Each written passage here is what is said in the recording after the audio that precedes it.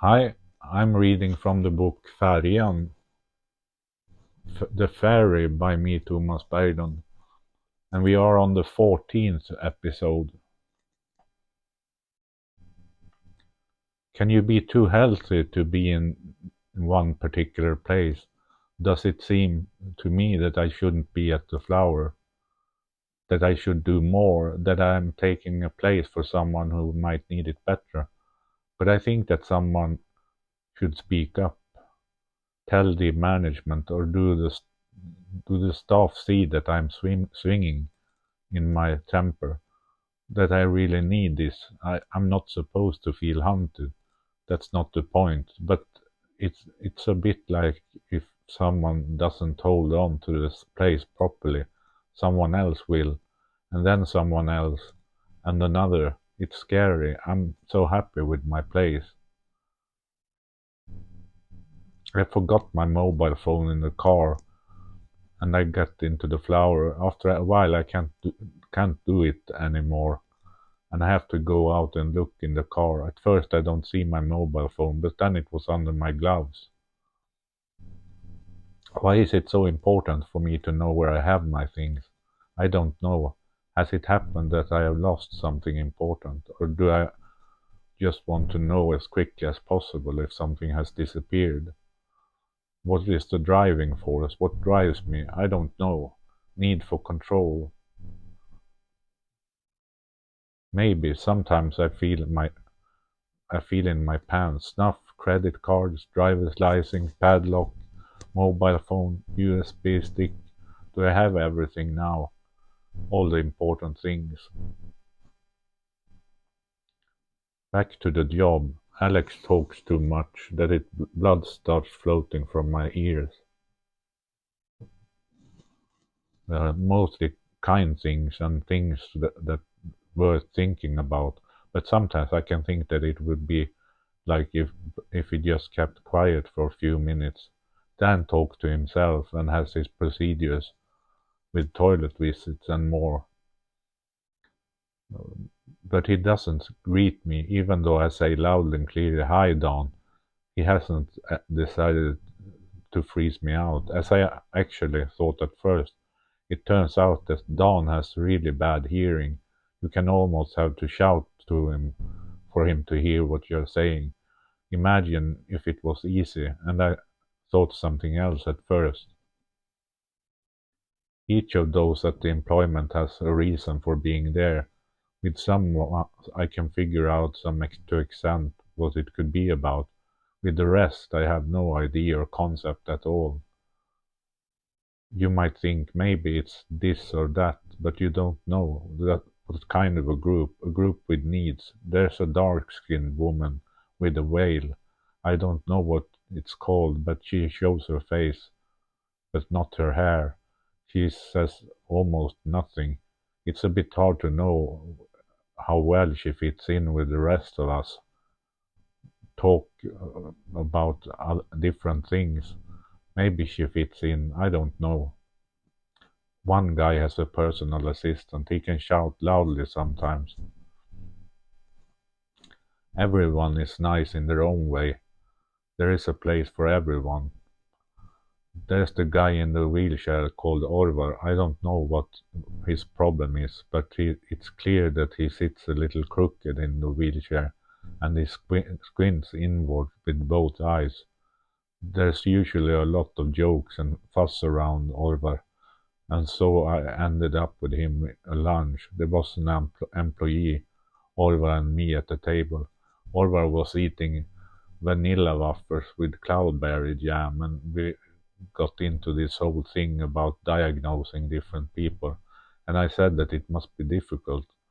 And then Orwell sounds more or less irritated and says, "What's so difficult about that?" Something like, "Nonsense, there is no problem with that." I was a little bit scared. I was a little stunned by such an attack straight out of nowhere.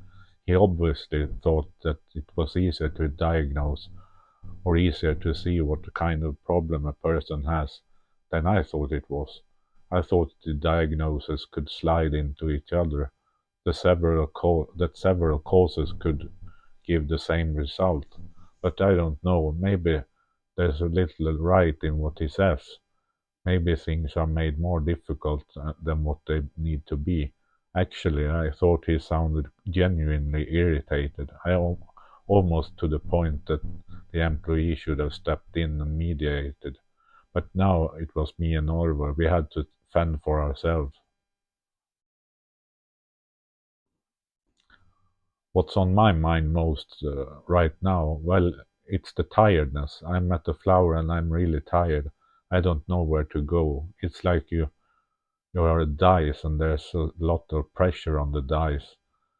It wants to go out somewhere on the sides, rather be pushed away somewhere on the sides. Do I want to go home too early? Don't you think so? The leisure contact person was sick, so the next planned thing is at 1:15 p.m. with the housing support. I can leave from here about 11:15 a.m. p.m. Oh, I must have said wrong there. 1:15 a.m. Um, no, p.m. That's correct. And 11:15 a.m. Oh, I'm so tired, but I've slept well, so it's not that. The alarm never went off like it should this morning. It's a bit annoying, difficult. The LAN cable is broken. It looks like someone has raped one end of the cable, so that the cable may have broken. It's a bit sad. It's the machine that I always sit at. It looks like pure rape or a knife or something like that. Unnecessary, very unnecessary. In order to be able to write, you can't be too tired. It's like the fatigue creates a void between the letters and the words. It gets sparser and sparser, and finally my head wants to sink down onto the keyboard. I put my hands up to my chin and slowly close my eyes. I wonder if it's visible when people walk by in the corridor outside. I take support. To be able to cope, you need to have a certain amount of energy. It's like a hump that you need to go get over. And once you're there, then you need so little energy to pick up the pace. It almost happens by itself. Or how my hands froze on the way to the employment this morning. It felt like my fingers were cutting. This is not good, this is not good. My fingers screamed. But then I got there and all my sins were forgotten. I came into the warmth. I sat for a while and wondered if I should really be here. Alex, Aaron, Michael, Claes, Dan, Martin, Marie-Helene, Jenny, Orvar, we are all superheroes with different abilities. So far, I've learned the names of the most people at the employment.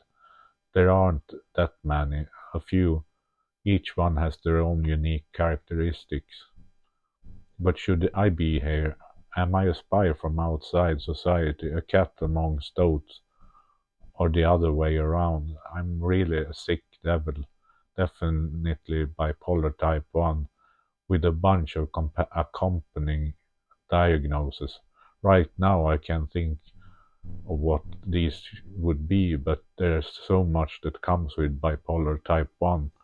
Tremors, difficulty being around a lot of people, difficulty going shopping, difficulty sleeping, difficulty with one thing or the other.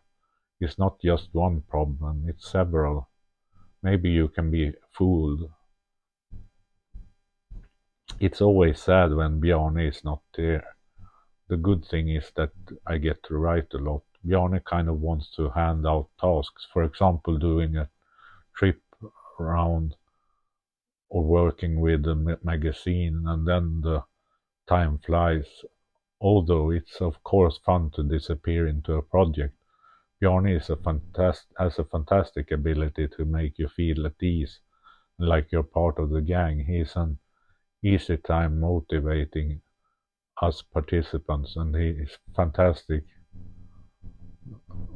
coming up with jokes where there's an opportunity to joke about something. Sometimes he even finds himself saying the same joke that it's really bad, but it's still funny. Bjarne is funny. Now he popped into the computer room. Bjarne, we have someone playing music at the speakers on the speakers. Arabic music, I would guess. Music from the Middle East. I don't really know anything about the language, so don't trust me. We talked about moving to Spain, how much the medicines would cost there. It seems like Spain runs some kind of 10% system, and Sweden has its high cost protection. If there's one thing I'm worried about, it's the medicine and the healthcare costs. They can't eat up my whole life. It can't be done. The disease is so important, so central in my life. Spain, Spain, here I come. Not quite yet, but soon. Time to start packing. Johannes also has an employment, but he's in a different place than I am. I'm at the flower with a lot of writing and drawing and creating. It's really great in my opinion. I can sit and build as many bead plates as I want, but I choose to write. I could choose something completely different. We have talked about writing a magazine. They have previously published a magazine. That would be fun. Johannes works more in what is called the hub, and with taking apart electronics. There are several people in his place, but I don't know if they all do the same things. Doesn't it doesn't have to be that way. There's a pastry shop and good cohesion. I'm satisfied. Johannes is satisfied. The employment is on the other side of town. I drive to get there. Some have transportation. Some live so close that they can walk to the premises. It's a nice place. Once upon a time these buildings were built to house a school with more or less deaf students. The students came from different parts of Sweden to go to school, if I understand it correctly. The children had the chance to go home 3 times each school year, say summer, Christmas and Easter. It was pretty tough. The students were quite young, but that's how it was back then. Now there's a bakery, a warehouse, a service, the flower. I think there's a kindergarten in there. In any case, there are children who come out and play in the courtyard. It's a nice place. Now, however, they are rebuilding the premises. I haven't seen what it looks like yet. Among other things, a wall would be knocked out and the kitchen would have been given a new, different look. I don't have any idea, but the people who work at the employment are excited. They seem to have an attitude that it will be really good. And that's what's important, that the people are satisfied. The dining room would be in the room that is now the computer room, and the kitchen would be bigger. Then the computers would have to be somewhere else. We still have quite a lot of rooms and spaces. Some rooms I've never been in. For me, the computer room has been the only important room. I still think I'm friends with everyone at the employment. You could come into conflict with one of the other users, but luckily that hasn't happened, except for the incident with Orvar. But it wasn't anything. He just sounded a bit harsh. Wasn't anything that meant anything. You can expect a little bit when you mix a group of people together the way we do at the employment. Is there something special about us people at the employment suffering from functional variation? That it would be a light to spark? I don't actually know. Hard to say. My mornings at the employment looks pretty much the same. I arrive at 8:30 and we sit and talk until about 9 o'clock. Then it's coffee. It's really good and strong coffee. I enjoy it anyway, and then everyone sits down and talks to each other. It's like the day starts there. Then after say 10-15 minutes the coffee dissolves, people go to the specific tasks. Some of us in the computer room, sometimes someone plays music from YouTube. It usually doesn't bother us. It it's quite nice to have someone popping in. It gives a good atmosphere in the computer room, a feeling of freedom and excitement. When it's 10:55, the computer room goes quiet. Everyone has started moving towards the dining room. They're going to heat up today's lunch. Most people actually have some homemade with them in a transparent or semi-transparent plastic container. It could be pancakes or sausages and macaroni. Some always eats hard bread for lunch, and then they bring a bottle of ketchup and pour a little bit on it. Leader Bjarne is thin and skinny, often has something quite small for lunch. He might have a mini pizza or half a cup can of meat soup, for example. I understand that he stays thin.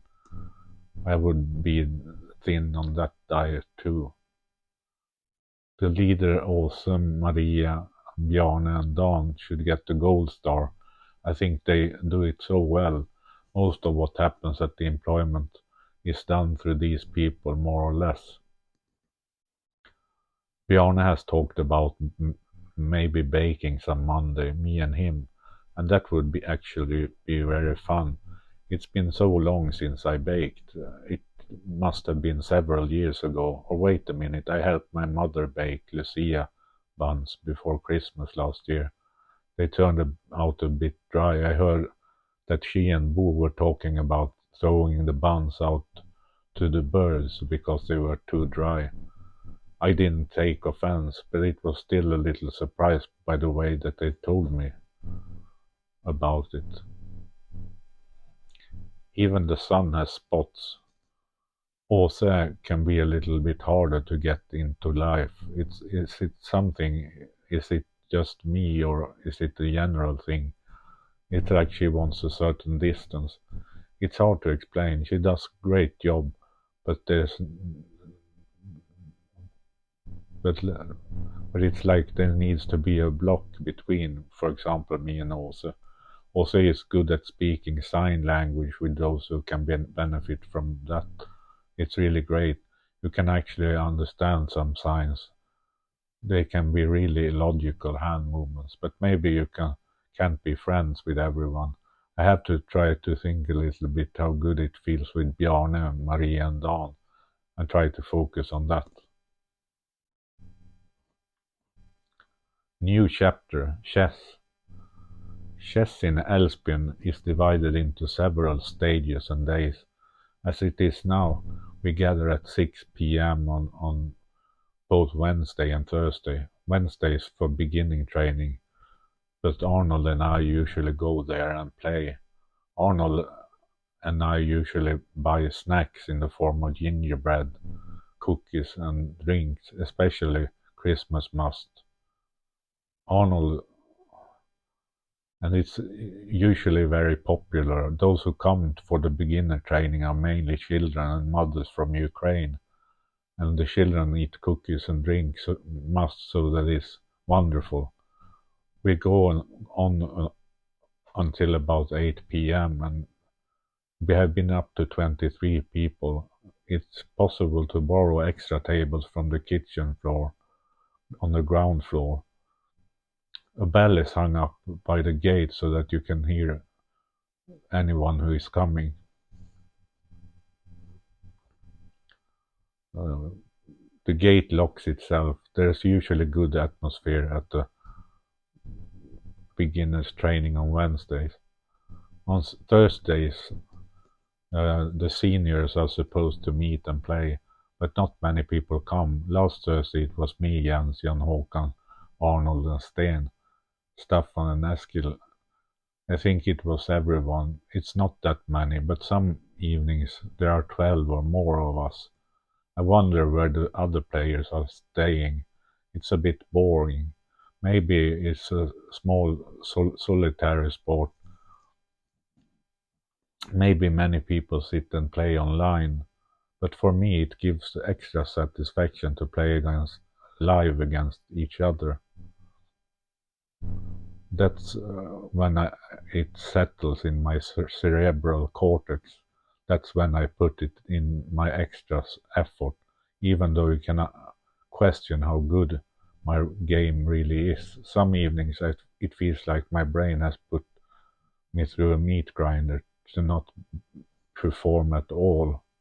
Sometimes, though, it feels like I have my brain with me and it feels good. That was the 14th episode.